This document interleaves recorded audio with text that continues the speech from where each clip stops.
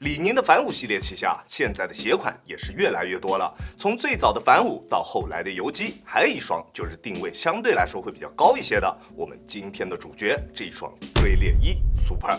我知道啊，有很多兄弟都想知道这一双追猎一 Super 和游击一 Super 之间究竟应该去选择哪一双？同样的外场鞋，同样的都是用的超笨的平台，到底啊它们之间的区别在什么地方？那看完今天这一期视频，我相信你应该可以找到答案。那作为一双外场鞋，耐磨一定是重中之重。它的外底啊，在耐磨方面的表现真的非常出色，甚至啊已经达到了丧心病狂的一个程度，会比之前的反五4或者是游击一 Super 都要耐磨的多得多。大底的纹路更粗，深度也非常可观。外底的橡胶啊，在硬度计的测试下，读数能够达到80以上。从我做测评开始，好像从来都没有碰到过这么硬的一个外底橡胶，甚至啊会比有些鞋款的 TPU 材质都要更加硬一些，这你受得了吗？即使是打外场的水泥地也完全没有任何的问题。但是啊，我相信大家也都知道，抓地和耐磨在大多数情况下都是1+1等于2的一个结果，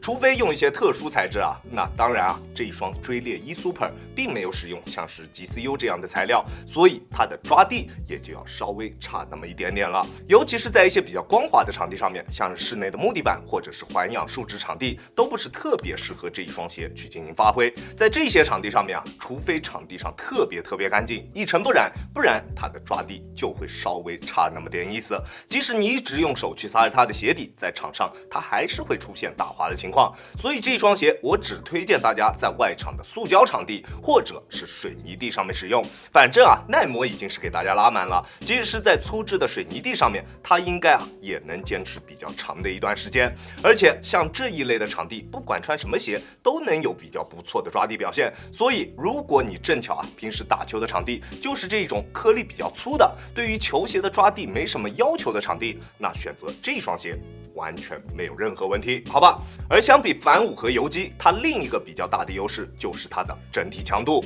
不管是中底刚性还是鞋面强度，它的表现都会更加出色。中底超大面积的 TPU 片加上鞋身侧面的 TPU 加橡胶组合而成的侧墙，不管是抗扭还是侧向支撑，它的表现都挑不出任何毛病。即使是像我这种体重比较大且横移相对来说会比较多的球员，也完全没有任何问题。即使是职业级别的强度啊，那这一双鞋也绝对可以满足你对于强度的需求。而且啊，为这一双鞋的强力支撑做出比较大贡献的，并不是它鞋身上所使用的这些 TPU 件，而是它硬度极高的外底橡胶。即使是用手直接去按压，你也能明显感觉出来，鞋身侧面 TPU 的硬度啊，是明显不如这一片橡胶材料来得高的。这带来的好处就是驾驭门槛的降低。追猎一 Super 这一双鞋，即使在初上脚的时候，也完全不会有板脚之类的问题出现，并且啊，它在前掌做出了这样3个比较细小的弯折点引导，让它也拥有了一个比较合适的自然弯折点，一切都非常的合理，非常的舒适。但是啊，美中不足的就是它中底这一块超大面积的板材，并没有给这一双鞋带来出色的中底推进感。对于普通的篮球爱好者来说，这样的操作确实会是更好一些的，毕竟每个人都能很好的去驾驭它，对吧？但是啊，如果你相对来说是比较进阶一些的球友，你可能会觉得它的中底调教有点过于保守了。整一双鞋的外观非常具有速度感，但是偏软的中底板材以及不够激进的中底调教，不管是中底的龙骨落差还是大底的上翘幅度啊，都不够激进。在正常的跑动或者是发力蹬地的时候，它的中底滚动感以及前掌的推进力度都不是特别的明显，这一点我还是比较失望的。在这个方面啊，游击一 Super 会做得更好一些。如果你想要更加出色的跑动感受，或者是中底的推进感，那游击一的表现都会要更棒一些。至于它的缓震表现，整体来说只能算是勉强够用。我180斤的体重，在单纯使用脚后跟着地的时候，震脚的感觉啊还是会比较明显的。而且这是在室内木地板上面的一个缓震表现，如果要用来打外场，对于像我这样的体重来说，肯定是不太够用的。所以我还是更加推荐体重比较小一点的兄弟，或者是对于缓震的要求不是特别高的兄弟们再去进行选择，好吧？而李宁的篮球鞋啊，大家一定会比较在意，它是不是还会存在着内扣的问题？超笨平台的篮球鞋啊，我已经体验过2双了，这一双是第3双。前面2双不管是超轻2.5 2025还是游击都没有内扣，中底的立线都非常正。而这一双锥裂，因为它外侧的强度给的有点太足了，内外两侧的强度会有那么一点点不太平衡，所以会有一点点轻微的内扣，非常的轻微啊，对于实战并不会有什么影响。打一个全场下来，也没有出现任何膝盖或者是脚踝方面的不适，这一点大家可以放心。而它在鞋面方面的表现是非常棒的，大面积的热熔和网布材质的使用，让它在有了出色强度的同时，还有着非常优秀的透气性表现，即使是夏天穿也完全不会有闷脚的感觉。但是啊，因为鞋舌整体来说会有一点点的偏薄，在拉紧鞋带之后，会有比较明显的鞋带勒脚的问题，这是这一双鞋身上在舒适度方面的唯一一个问题。什么弯折点卡脚啊、鞋面磨脚之类的问题，在这一双鞋身上都不存在。而在脚型适配方面，锥裂1 Super 的鞋楦依旧是属于一个正常略微偏窄一点点的鞋楦，但是啊，因为整一个鞋面的延展性会比较小，再加上它鞋身侧面的这一片侧墙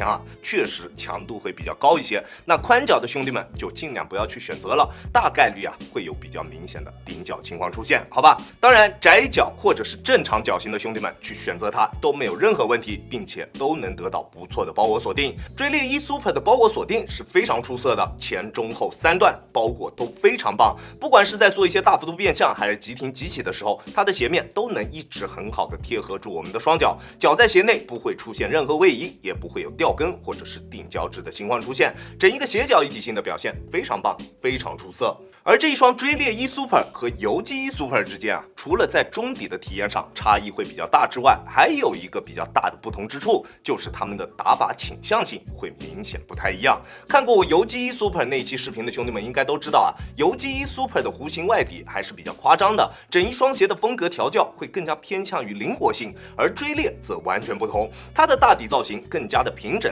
而且啊，在前后掌都做出了比较明显的外扩，它是更加偏向于稳定的一种调教。如果你是更加追求球鞋灵活性表现的，那你就去选择游击；如果你想要一双更加稳定一些的篮球鞋，那锥裂则会是你更好的选择。那在其他方面，它的表现都是非常棒的，不管是场地感啊、反应性啊，都是偏向于外线的一个调教，中底贴地，脚底下的反应也非常的直接，整体的表现总的来说啊是非常均衡的一个鞋款。OK， 那我们来总结一下，如果你在游击和锥裂之间一直犹豫不决，不知道应该要买哪一双的，那我来帮你进行选择，好吧？打全场偏多的球员，或者是对于球鞋的灵活性要求会比较高的球员，那你就去选择游击，它会有更好的跑动感受以及滚动感表现，而且弧形大底啊，也让它拥有了更加优秀一些的灵活性。而如果你想要的是更高的强度、更好的稳定性，或者是更加持久的一个耐磨，那锥裂1一定会是你更好的选择。它在这些方面的表现啊，都会比游击更加出色一些。